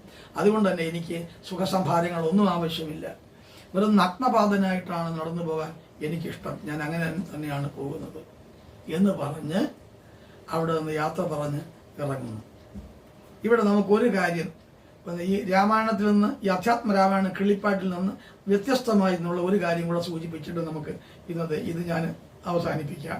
എന്തെന്ന് വെച്ചാൽ, ലക്ഷ്മണൻ രാമന്റെ ബഹിഷ്ഠര പ്രാണനാണെന്ന് നേരത്തെ ഞാൻ സൂചിപ്പിച്ച ഈ ലക്ഷ്മണൻ സുമിത്രാദേവിയോട് യാത്ര ചോദിക്കുന്നു, അമ്മയെ കണ്ടു വണങ്ങുന്നു. അതാവശ്യമാണ്, അത് സ്വാഭാവികം, അതല്ല ഈ എല്ലാ കൃതികളിലും ഉണ്ട്. സുമിത്ര അടുത്ത് ചെന്നു. സുമിത്ര പറഞ്ഞു, ധൈര്യമായി പോയിച്ചു വരൂ എന്ന് പറഞ്ഞു. പക്ഷെ നിനക്ക് ഭേദഭാവനകൾ ഉണ്ടാവരുത്. അച്ഛൻ നിനക്കെന്ന് ശ്രീരാമചന്ദ്രൻ, അമ്മയോ സീതയാണ്. രാമം ദശരഥം വിദ്ധി, മാം വിദ്ധി ജനകാത്മജ, അയോധ്യാം അടവിം വിദ്ധി ഗച്ഛ താത യഥാസുഖം. അവിടെ താത ശബ്ദത്തിന് കുഞ്ഞെന്ന അർത്ഥം. താതനുള്ള സാധാരണഗതിയിൽ ആളുകൾ അച്ഛൻ അർത്ഥം പറയും, അങ്ങനല്ല. രാമം ദശരഥം വിദ്ധി, ശ്രീരാമനെ ദശരഥനാണ് എന്ന് കരുതണം. അച്ഛനാണെന്ന് കരുതാൻ പിന്നെ വേറെ പ്രശ്നമില്ലല്ലോ, നിഷേധം ഉണ്ടാവില്ല. രാമം ദശരഥം വിദ്ധി, രാമന്റെ ഭാര്യയായി സീതയോ, മാം വിദ്ധി ജനകാത്മജ, ഞാനാണ് സീത എന്ന് വിചാരിക്കണം. അതിന് സീത ഞാനാണെന്ന് വിചാരിക്കണം. സീതയെ സുമിത്രയാണെന്ന് വിചാരിച്ചു കഴിഞ്ഞാൽ മാതൃസങ്കല്പമേ വരും. ജ്യേഷ്ഠത്തിൽ നിന്നുള്ള സങ്കല്പമോ അല്ലെങ്കിൽ മറ്റെന്തെങ്കിലും തരത്തിലൊരു കാര്യങ്ങളോ വിചാരങ്ങളോ ഉണ്ടാകാൻ ഇടയില്ല.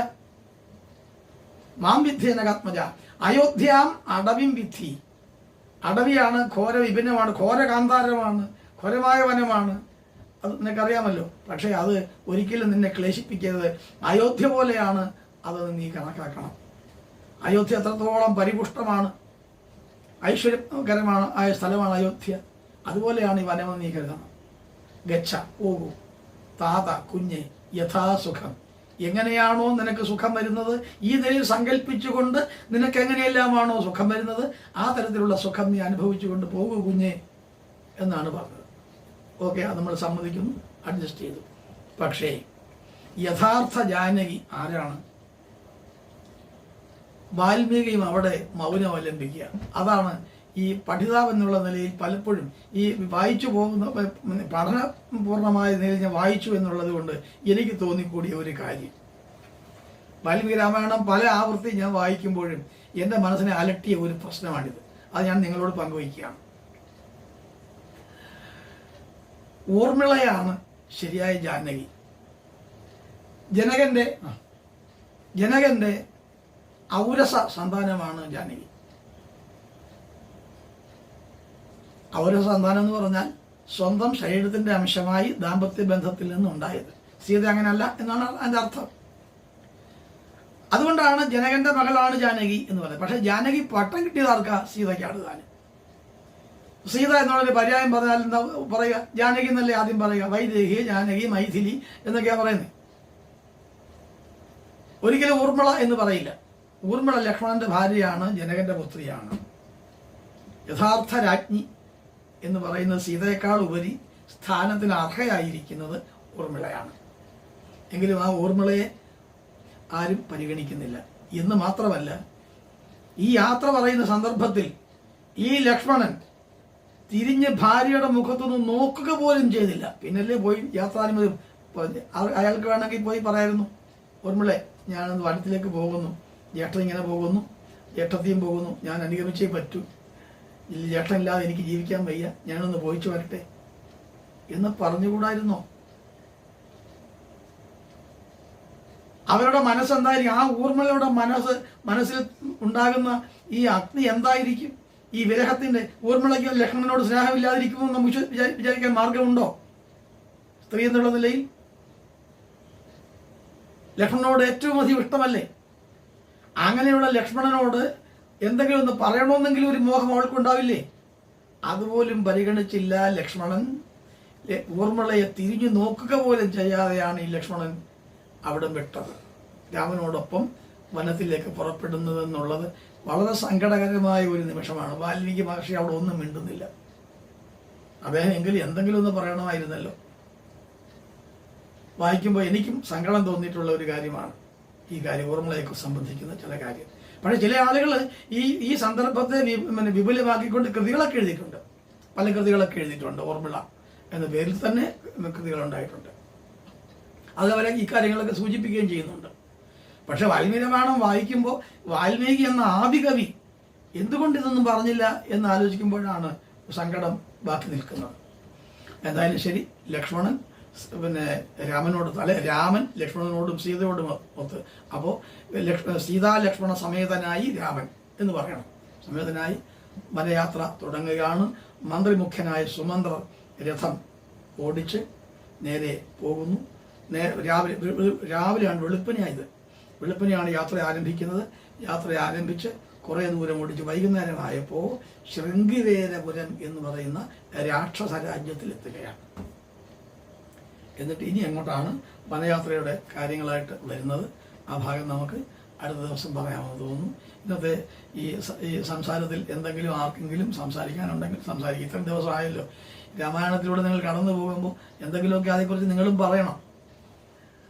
അപ്പോൾ എന്തെങ്കിലുമൊക്കെ ആലോചിച്ച് പറയുക. നിങ്ങൾക്ക് ഞാനീ പറയുന്നതിൽ നിന്ന് എത്രയോ വലിയ കാര്യങ്ങൾ നിങ്ങൾക്കറിയാം. അപ്പോൾ അന്നേരം നിങ്ങൾക്കും കൂടി അത് പങ്കുവയ്ക്കാമല്ലോ. അപ്പോൾ എനിക്കും കേട്ട് മനസ്സിലാക്കാൻ പറ്റും. ആ രീതിയിൽ നമുക്ക് മുമ്പോട്ട് പോകാൻ കഴിയുമെന്നാണ് എനിക്ക് തോന്നുന്നത്. ദിവസം അങ്ങനെ എന്തെങ്കിലും ഒന്ന് ആലോചിച്ച് വായിച്ച് മനസ്സിലാക്കി വെച്ച് സംസാരിക്കാൻ പറ്റണം. എനിക്ക് മനസ്സിലാക്കാനും നമുക്ക് അങ്ങോട്ടും ഇങ്ങോട്ടും ചർച്ച ചെയ്യാനും ഒക്കെ അത് ഉപകരിക്കുമെന്നാണ് എൻ്റെ വിശ്വാസം. അതനുസരിച്ച് സഹകരിച്ചു പോവുക. ശരി.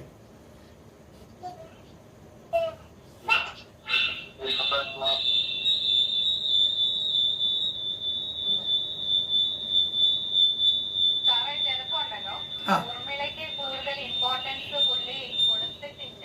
അതെ, വാൽമീകി അതിനുള്ള ഇമ്പോർട്ടൻസ് കൊടുത്ത് കാണത്തില്ല. അതെ, പറയാതെ പോകാനും സാധ്യതയില്ലായിരിക്കും. അതുകൊണ്ടായിരിക്കും അതിന് വലിയ പ്രസക്തി കൊടുക്കാതെ അത് എഴുതാതെ പോയതായിരിക്കും. എന്തായാലും അത് സംഭവിച്ചിട്ടുണ്ടായിരിക്കും. പോയി യാത്ര പറഞ്ഞിട്ടുണ്ടായിരിക്കും. അതിന് ഇമ്പോർട്ടൻസ് കൊടുത്ത് കാണും. നമുക്ക് ആകെയുള്ള അവലംബം എന്ന് പറയുന്നത് ആശ്രയം എന്ന് പറയുന്ന ഈ കൃതിയാണല്ലോ. നമ്മൾ കാണുന്നില്ല, അറിയുന്നില്ല. നമുക്ക് ആകെയുള്ള ആശ്രയം ഈ വാൽമീകി രാമായണമാണ്. അത് വായിക്കുമ്പോൾ അതിനകത്ത് കാണുന്നില്ല. നമുക്ക് ഊഹിക്കാം, നമുക്ക് ആശ്വസിക്കാൻ വേണ്ടി ഊഹിക്കാം. സ്വാഭാവികമായിട്ടും തീർച്ചയായും ഈ ഊർമിളയെ കണ്ട് അനുമതി വാങ്ങിയിരിക്കും എന്ന് നമുക്ക് ഊഹിക്കാം. അത് നമ്മുടെ നല്ല കാര്യം. പക്ഷെ അത് ഇദ്ദേഹം പറയാതിരിക്കുന്നു എന്നുള്ളതാണ് നമ്മുടെ സങ്കടം. പുള്ളിയുടെ മെയിൻ ക്യാരക്ടേഴ്സ് ഇവര് 3 പേരാണെന്നുള്ള അതെ അതെ അതെ മറന്നുപോയതായിരിക്കുമോ? പ്രധാന കഥാതന്തുവിൽ നിന്ന് എന്തെങ്കിലും ഒരു ശ്രദ്ധതക്കുറവ് സംഭവിച്ചാലോ എന്ന് കരുതി ആവാം എന്നായിരിക്കും പിന്നെ തോന്നിയിട്ടുള്ളത്. അതായത് സീതയുടെ പ്രാമുഖ്യം അവിടെ ഏതെങ്കിലും വിധത്തിൽ കുറഞ്ഞു പോകാൻ ഇടയുണ്ടാവുമോ എന്ന് ആദികവി ബുദ്ധിപൂർവ്വം സംശയിച്ചിട്ടുണ്ടാവണം എന്നാ. കാരണം അത്രത്തോളം മനുഷ്യഹൃദയത്തെക്കുറിച്ച് മനസ്സിലാക്കിയ ആളാണ് വാൽമീകി. എത്രയോ കഥാപാത്രങ്ങളെയാണ് രാമായണത്തിൽ നമ്മൾ കാണുന്നത്. അനവധി കഥാപാത്രങ്ങളാണ്. ഈ കഥാപാത്രങ്ങളുടെ എല്ലാ ഉൾചോദനകളെ അടുത്തറിഞ്ഞ് പെരുമാറുന്ന ആളാണ് ഈ വാൽമീകി.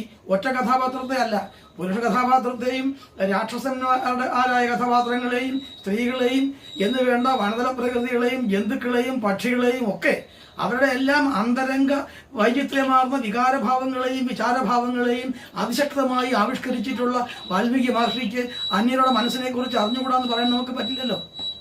അപ്പോൾ അതുകൊണ്ട് തന്നെ ഇതായിരിക്കണം അതിൻ്റെ കാര്യമെന്നാണ് എനിക്ക് തോന്നുന്നത്. സീത എന്ന കഥാപാത്രത്തെ ആവിഷ്കരിക്കേണ്ടി വരുമ്പോൾ അതിൻ്റെ ഏതെങ്കിലും തരത്തിലുള്ള ഒരു പ്രാധാന്യം ഊർമിള മൂലം കുറവ് വന്നു പോകുമോ എന്ന് സംശയിച്ചിട്ടാവാം ഒരു പക്ഷേ ആദികവി അതിനെ തിരിഞ്ഞതെന്നാണ് എനിക്ക് തോന്നുന്നത്.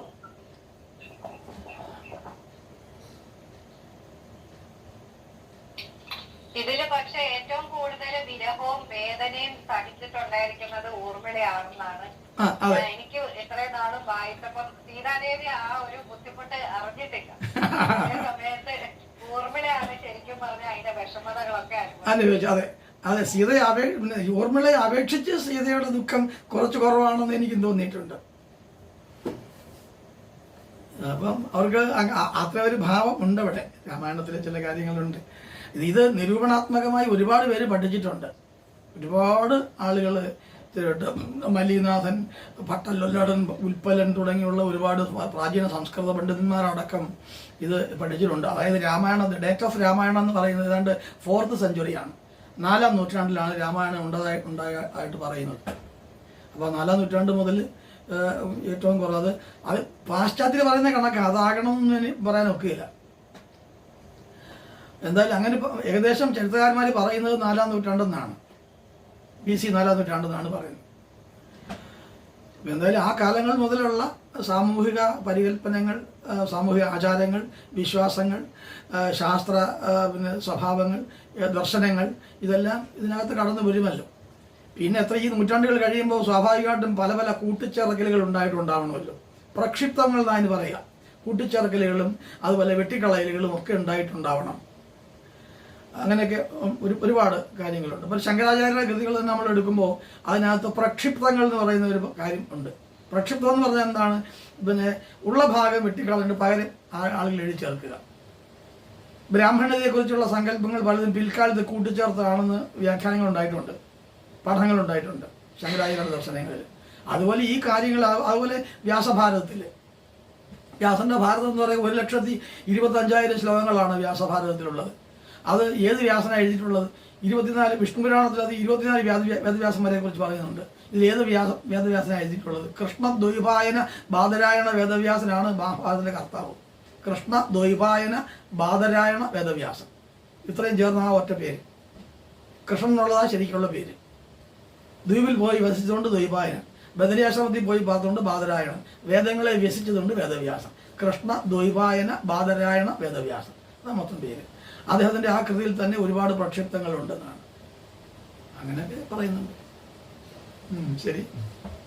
പിന്നെ വേറൊരു കാര്യം എനിക്ക് മനസ്സിലായിരുന്നോളൂ, ഈ ലക്ഷ്മണനും ശ്രീരാമൻ ഇവരില് നമ്മള് പല രീതിയിലുള്ള ഇപ്പം ഒരു ഹസ്ബൻഡിന്റെ ഒരു പോസ്റ്റ് എടുത്ത് നോക്കുവാണെങ്കിൽ രണ്ട് തരത്തിലുള്ള ഭർത്താക്കന്മാരുടെ ഒരു ക്വാളിറ്റിയാണ് അവിടെ കാണുന്നത്. ചില ആണുങ്ങളുണ്ട്, കുടുംബം എന്ന് പറയുന്നത് അവർക്ക് സെക്കൻഡ് പൊസിഷനാണ്. അവർക്ക് ഡ്യൂട്ടി അവരുടെ കുടുംബത്തോടും ബാക്കി സോഷ്യൽ മെന്റാലിറ്റി അവർക്ക് കൂടുതലാണ്. അങ്ങോട്ടേ അവർക്ക് കൂടുതൽ ഇതുള്ളൂ. അത് വാൽമീകിയുടെ ഐഡിയോളജിയാണ്. അതായത് നമ്മുടെ ഭാരതത്തിന്റെ സങ്കല്പം വസുധൈവ കുടുംബകം എന്നാണ്. വസുധൈവ കുടുംബകം, അവിടെ വ്യക്തിക്കല്ല പ്രാധാന്യം, വ്യഷ്ടിക്കല്ല സമഷ്ടിക്കാണ്, അതായത് സമൂഹത്തിലാണ് അതിന് പ്രാധാന്യം. അതാണ് വസുധൈവ കുടുംബകം എന്ന് പറയുന്നത്. ഈ എല്ലാ ആളുകളും എൻ്റെ കുടുംബമാണ്, ഒറ്റ കുടുംബമാണ്, അല്ലാതെ വ്യക്തിനിഷ്ഠമായ ഒരു കൊച്ചു കുടുംബത്തിൻ്റെ ഇതിൽ ഒതുങ്ങുന്നതല്ല നമ്മുടെ സംസ്കാരം. അത് വാൽമീകിക്കുണ്ടായിരുന്നു. അതുകൊണ്ടാണ് അത് ആ ലക്ഷ്യത്തിൽ തന്നെ കൃതി എഴുതിയത്.